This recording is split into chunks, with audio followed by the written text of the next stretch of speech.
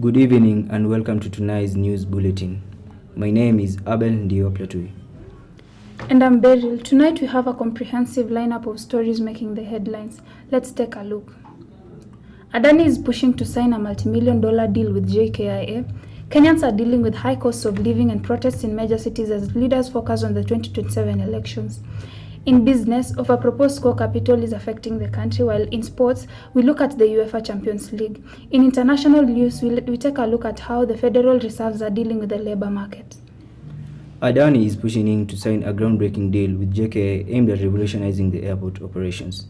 The agreement will focus on upgrading efficiency and boosting passenger and cargo experience. Our reporter Rose will tell us more. Kenyan airports are facing a storm of controversy. At the heart of it is the Jomo Kenyatta International Airport and its potential takeover by the Adani Group, an Indian conglomerate. The Adani Group has offered to invest $1.85 billion to modernize JKIA. This has sparked both excitement and alarm. While some see it as a much-needed boost to Kenya's aviation sector, others worry about the deal's transparency and potential impact on Kenyan jobs. Critics argue that the deal lacks clarity and could lead to job losses and outsourcing. They are also concerned about the Adani Group's controversial reputation, citing allegations of corporate malpractices and environmental damage. The Kenyan government defends the deal, stating it will significantly improve Jomo Kenyatta International Airport's infrastructure and attract more international flights. However, the public outcry has forced the government to temporarily halt the deal and address concerns. The controversy has led to legal challenges and protests. Workers' unions and civil society groups have taken to the streets, demanding transparency and accountability. The legal battles and the public debates continue. The nation watches closely, hoping for a resolution that safeguards Kenya's interest and ensures a bright future for its aviation sector. Reporting for MMU TV station, I'm Rosemary Wanjiru. Thank you, Rose, for that thorough report. This is certainly an issue that will continue to spark debate in the weeks to come.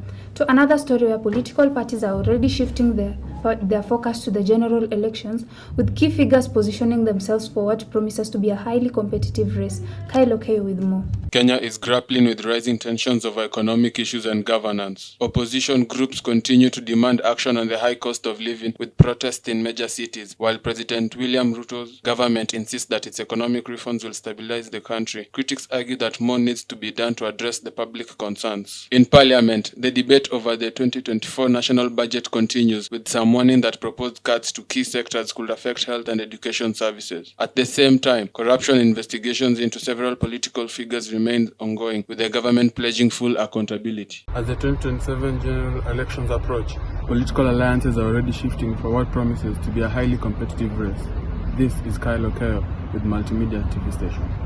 Thank you, Kyle, for that update on political parties. From that, let's shift to business, where over 24 banks are facing adverse effects on near collapse due to proposed core capitals. Michelle Lekoe brings us up to date with the news. We focus on a critical financial story that could shake the foundation of Kenya's banking sector and impact thousands of livelihoods. The government's proposal to increase core capital requirements for banks has sparked intense debate during hearings before the National Assembly Finance Committee. The proposed changes aim to raise the minimum core capital for banks from 1 billion to 10 billion Kenyan shillings within just 3 years. However, financial experts and stakeholders, including the Kenya Bankers Association, warned that this rushed move could have catastrophic consequences. At least 24 banks, many of which serve small and medium-sized enterprises, risk collapse. This will directly affect nearly 7,000 employees and lead to the closure of over 600 rental premises used by these banks. The association emphasized that such a policy will not only disrupt financial inclusion but also lead to higher interest rates for borrowers due to additional taxes and operational challenges for banks. This is a major concern for small and medium-sized businesses that rely heavily on affordable credit to sustain their operations. Critics, however, argue that banks have been prioritizing investment in high-yield government securities rather than lending to the private sector. They claim reforms are necessary to encourage banks to better serve the economy. The debate now hinges on balancing financial stability with economic inclusivity and access to credit.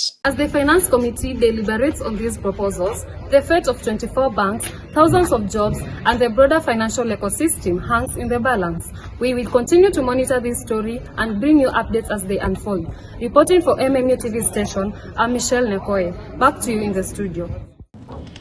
In the international news, the Federal Reserves have started cutting interest rates to address economic concerns in the US. Anna Mutanu tells us more. The Federal Reserve started cutting interest rates in September to address economic and labor market concerns. Despite a temporary slowdown in job growth due to strikes and hurricanes, recent data shows a strong rebound, with revised figures indicating higher hiring in September and October. However, unemployment ticked up to 4.2%, the highest since August. Wages have grown by 4% over the past, raising inflation concerns, which may prompt the reserves to slow the pace of rate cuts despite current economic resilience. Analysts remain cautious due to uncertainties surrounding President-elect Donald Trump's proposed tax cuts and tariffs. Overall, the economy shows healthy growth with balanced employment and wage trends, though inflation and policy changes remain key risks.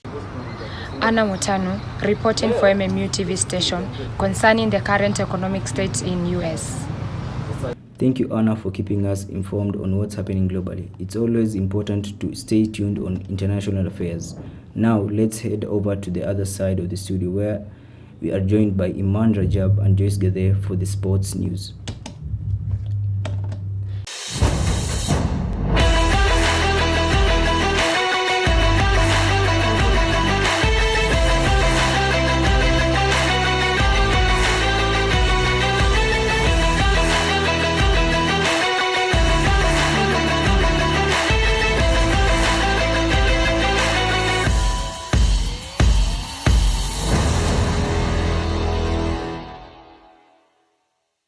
Liverpool extended their lead at the top of the Premier League to 6 points after a dramatic stoppage time victory over Brentford.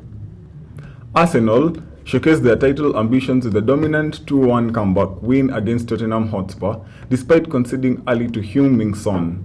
Arsenal responded with goals from Gabriel, which was an own goal, and Leonardo Trossard.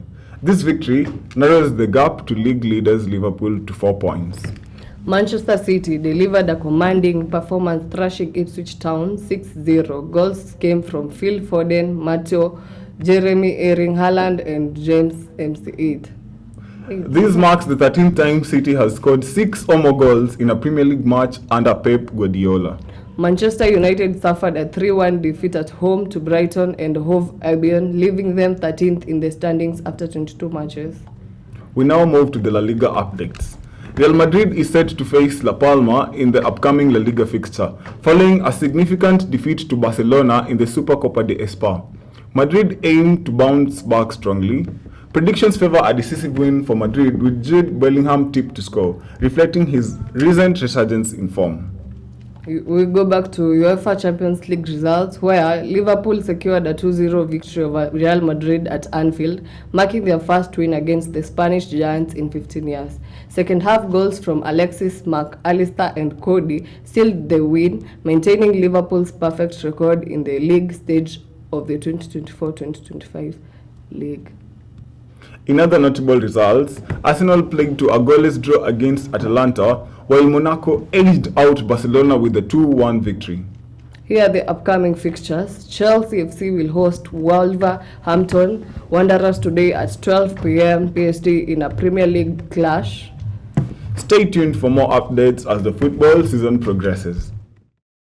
The UEFA Champions League reaches match day 10. We get to see exciting results from exciting fixtures. To start off the highlights, Barcelona's late magic downs Dortmund. In a thrilling 3-2 clash, Ferran Torres was the hero for Barcelona, scoring twice including an 85-minute winner. Dortmund's Serhou Guirassy put up a fight with 2 goals, but the results leave the German side teetering on elimination. Moving to Italy, Juventus stuns City. Juventus showed their steel with a 2-0 victory over Manchester City. Goals from Dusan Vlahovic and Weston McKennie kept the Italians in the knockout race, while City's struggle continued as they slide further down the group standings. Other teams considering the EPL, Arsenal fires past Monaco. The Gunners blasted their way to a 3-0 win against Monaco, led by Bukayo Saka's double and a late strike from Kai Havertz. Arsenal now sit confidently in the top 3, eyeing progression to the next round. Now Schultz, oh, that is brilliant!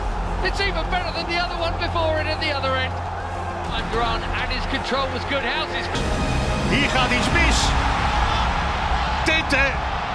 Mark Nilling.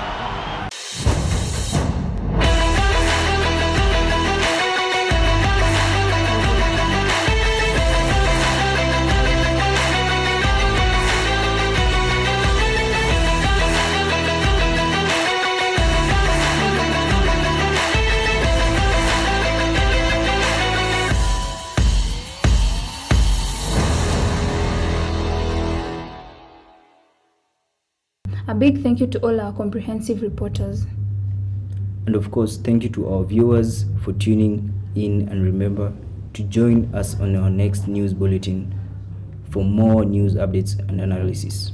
Until then, follow us on our social media platforms to stay informed. Goodbye.